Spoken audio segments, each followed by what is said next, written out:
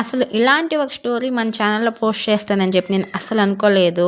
ఏ ఆడపిల్లకైనా సరే అత్తింట్లో కష్టం వచ్చిందంటే ముందు గుర్తొచ్చేది పుట్టిల్లే. అలాంటి పుట్టింట్లోనే తోడబుట్టిన వాళ్ళు తోడేళ్ళై ఆ అమ్మాయి జీవితాన్ని నాశనం చేస్తే ఆ అమ్మాయి ఎలాంటి బాధలు పడింది, చివరికి వాళ్ళు పెట్టిన తన కడుపు కోతను తన జీవితాంతం ఎలా భరించగలిగింది అనేది ఈ వీడియోలో చూద్దాము. నా పేరు విజయ. మాది గుంటూరు పక్కనున్న ఒక చిన్న విలేజ్. ఈ ఇన్సిడెంట్ వచ్చి మా ఇంట్లో 2010 నుంచి 2015 వరకు జరిగింది. ఈ ఇన్సిడెంట్ వల్ల మేము ఇప్పటికీ కూడా కోలుకోలేకున్నాము. మా అమ్మకి మొత్తం 2 అన్నయ్యలు, 1 తమ్ముడు. మా అమ్మతో కూడా కలిపి మొత్తం 4 అనమాట మా అమ్మమ్మకి.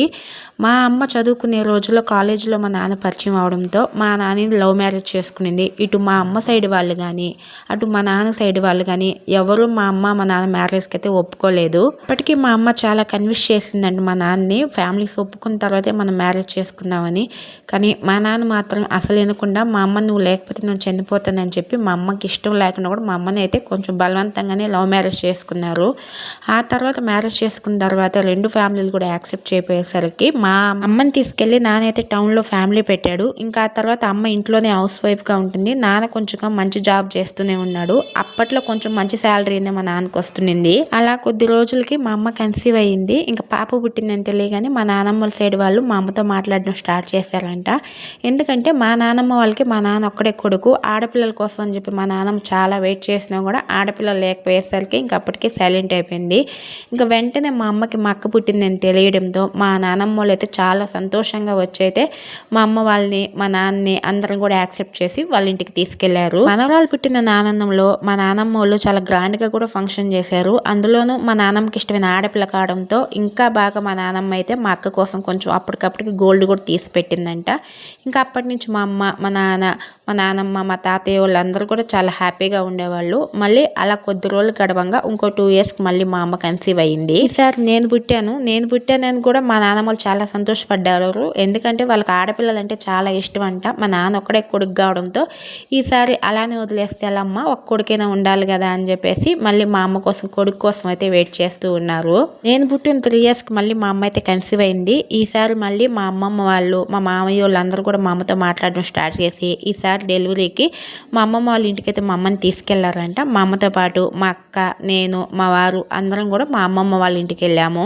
మా అమ్మమ్మ వాళ్ళ ఇంటికి వెళ్ళేటప్పుడు అంటే మా నాన్నమ్మ మమ్మల్ని కొంచెం గ్రాండ్గా రెడీ చేసేది. అందులోనూ మేము ఆడపిల్లలం కదా, మాకు మంచిగా బట్టలు వేసి తల దువ్వి కొంచెం నగలు కూడా మాకు ఒంటి మీద పెట్టేది అనమాట. ఆ నగలు పెట్టుకొని మేము మా అమ్మమ్మ వాళ్ళ ఇంటికి వెళ్ళినప్పుడు మా మామయ్య వాళ్ళకి అంతేమి కాదు, కొంచెం మిడిల్లో ఉండేవాళ్ళు. వాళ్ళకు పుట్టిన పిల్లలకు పెద్ద అంటూ ఏమి ఉండేది కాదు.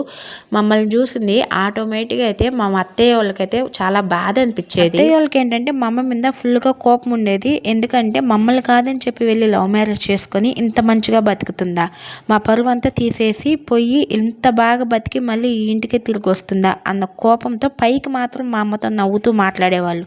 కాకపోతే లోపల మాత్రం మా అమ్మ మీద ఎప్పటికప్పుడు పగ పెంచుకుంటా ఏదో ఒక రకంగా మా అమ్మని ఏదో ఒకటి చేయాలని చెప్పి ఆలోచిస్తూనే ఉండేవాళ్ళు. కానీ మా మామయ్య వాళ్ళకి మాత్రం అలాంటిదేమీ మనసులో ఉండేది కాదు. మా సొంత చెల్లెలే కదా అన్న ఒక్క ఉద్దేశంతో మా అమ్మని అయితే చాలా బాగా చూసేవాళ్ళు మా మామయ్య వాళ్ళు. అది మాత్రం మా అత్తయ్య వాళ్ళకి నచ్చేది కాదు. పైకి నవ్వుతూ మాట్లాడుతున్నా కూడా లోపల మా అమ్మ మీద చాలా కోపం పెట్టుకుని ఉండేవాళ్ళు అనమాట మా అత్త వాళ్ళు. ఒక రోజు సడన్ గా అమ్మకైతే డెలివరీ పెయిన్స్ రావడంతో ఇంట్లో అన్నయ్య వాళ్ళు, అమ్మమ్మ, తాతయ్య ఎవరు కూడా లేరు. అందరు పొలానికి వెళ్ళి ఉన్నారు.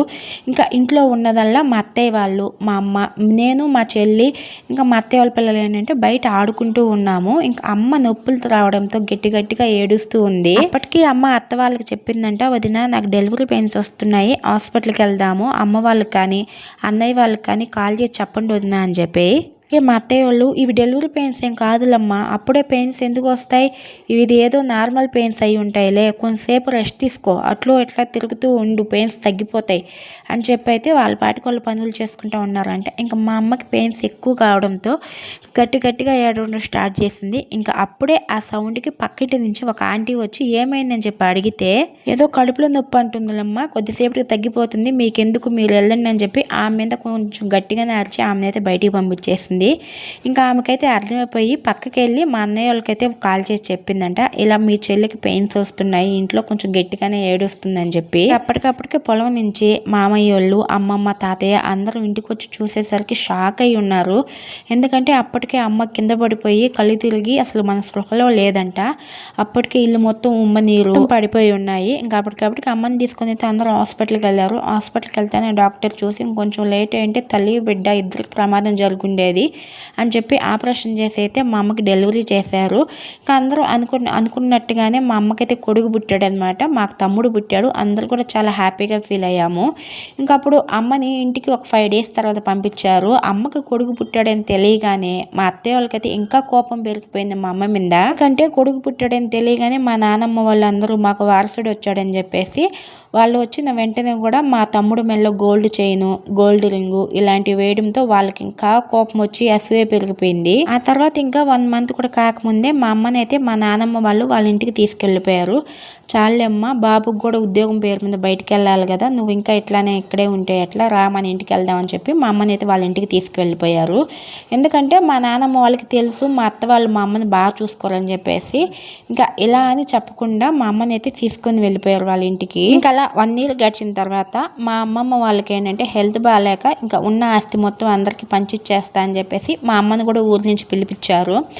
అప్పుడు మా అత్త వాళ్ళు అడిగారు, అదేంటి అత్తయ్య మిమ్మల్ని అందరూ కాదని చెప్పేసి మీ పరువు తీసి బయటికి వెళ్ళి లవ్ మ్యారేజ్ చేసుకున్న ఆ అమ్మాయికి ఏంది మీరు ఆస్తి పంచిచ్చేది, ఇప్పటికే మీకు 3 కొడుకులు ఉన్నారు కదా, ఇంటి అప్పులు మొత్తం చూసుకునేది కూడా వాళ్ళే కదా, ఆడపిల్లకి ఎందుకు ఆస్తి పంచిస్తారు అని చెప్పి మా అమ్మమ్మ వాళ్ళతో అయితే గొడవ పెట్టుకున్నారు మా అత్తయ్య వాళ్ళు గట్టిగానే. ఆస్తి అంటూ మేమేమి ఇయట్లేదమ్మా, కానీ దానికోసమే అని చెప్పేసి మేము ఒక ల్యాండ్ అయితే కొని పెట్టుకున్నాము, ఆ ల్యాండ్ ఇప్పటికి కాదు ఎప్పటికైనా నా కూతురికే చెందాలని చెప్పేసి ఇంక మా తాతయ్య వాళ్ళు కూడా కొంచెం గట్టిగానే గొడవ పెట్టుకొని ఆ ల్యాండ్ని మా అమ్మ పేరు మీద రాసిచ్చారు. దానివల్ల మా అత్తయ్య వాళ్ళకి ఇంకా కోపం పెరిగిపోయింది. మరి ఎలా మార్చారో ఏంటో తెలియదు కానీ మా మామయ్య వాళ్ళు కూడా ఆస్తి ఇవ్వడంలో అస్సలు ఒప్పుకోలేదు. మామయ్య వాళ్ళు కూడా మా అమ్మని, నీకెందుకు ఆస్తి, నీకు ఆల్రెడీ ఆస్తి బాగానే ఉంది కదా, మీ ఆయన బాగానే సంపాదిస్తున్నారు కదా, ఇవంతా నీకెందుకు అని చెప్పి మా అమ్మని కన్విన్స్ చేయడానికి చూస్తే మా అమ్ముండే, అదేంటన్నయ్య అమ్మ వాళ్ళ సైడ్ నుంచి నాకంటూ వచ్చింది ఇది ఒక్కటే కదా, నా పెళ్ళి కూడా అంతా ఏం జరగలేదు, వాళ్ళు ఏదో ఇష్టంగా ఇచ్చేటప్పుడు తీసుకోవాలి కదా అన్నయ్య అని చెప్పేసి